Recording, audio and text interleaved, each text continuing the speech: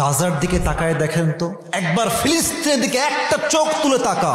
তারা যেই পরিমাণ কষ্টে আছে, জুলুমের শিকার হচ্ছে, যখন তখন যেখানে সেখানে বোম মেরে হাজার হাজার যুবককে, মুরব্বীকে, মাকে, পেটের শিশুকে একটা বোম দিয়ে নির্বিচারে একটা মুহূর্তের মধ্যেই ধ্বংস করে শেষ করে দিচ্ছে। আহা, কি অবস্থা, কি জুলুম, কি নির্বিচার, কি অত্যাচার। আমার তো মনে হয় ফিলিস্তিনে দিয়ে যদি কেউ চোখ তুলে তাকায়, গাজাবাসীর দিকে কেউ যদি চোখ তুলে তাকায়, তার জীবনে অভিযোগ বলতে আর কিছুই থাকতে পারে না। ঠিক কিনা বলেন? ফিলিস্তিনের মুসলমানদের চাইতে বাংলাদেশের মুসলমান হাজার গুণ বেশি ভালো আছে। আর একটা কথা বলতে চাই, আপনারা আমার কথায় রাগ করবেন না, and don't take it otherwise. আপনারা আমার কথায় বেজার হবেন না, আমি যা বলছি বাস্তবতার থেকে বলছি।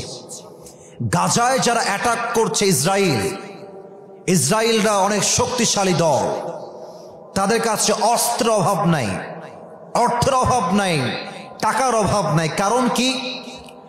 খুব বুঝবেন আমার কথাগুলোকে, জাস্ট কান দিয়ে নয়, মুরব্বীরা ও আমার কলিজার টুকরা যুবক ভাইরা, কান দিয়ে নয়, দিল থেকে আমার কথা বোঝার ট্রাই করো।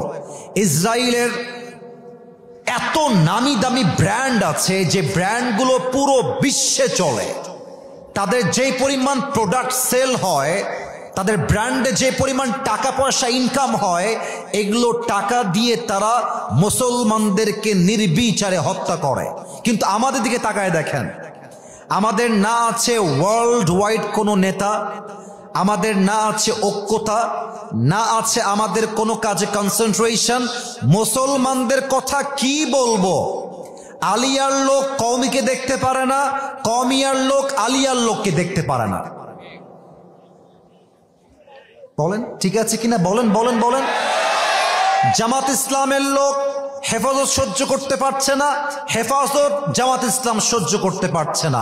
দলে দলে পুরো উম্মাহ আজকে বিভক্ত হয়ে গিয়েছে।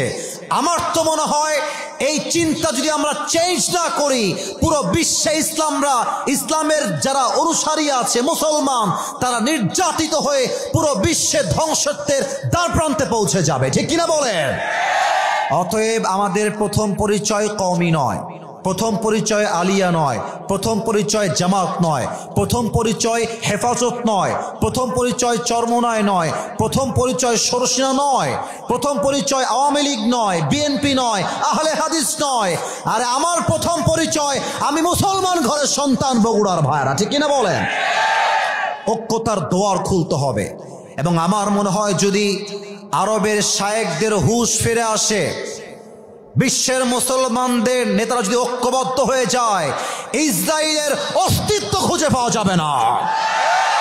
আমি আজকের মাহফিল থেকে দোয়া করে দেই, আল্লাহ আমার ফিলিস্তিনের ভাইদেরকে হেফাজত করুক। পড়েন সবাই আমিন। আর একটু জোরে বলবেন না আমিন? আল্লাহ আমার গাজার কলিজার টুকরা প্রত্যেকটা যুবককে, মুরব্বীকে, মা বোনকে পরিপূর্ণ হেফাজত করুক। পড়েন সবাই আমিন।